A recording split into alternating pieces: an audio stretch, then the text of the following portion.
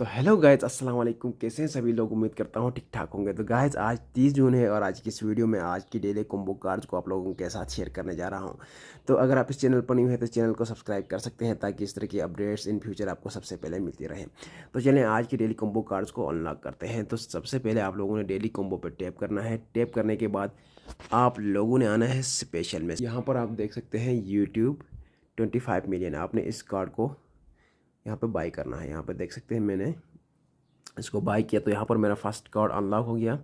उसके बाद आप लोगों ने आना है P&R टीम पर। P&R टीम पर आने के बाद आप लोगों ने स्क्रॉल डाउन करना है।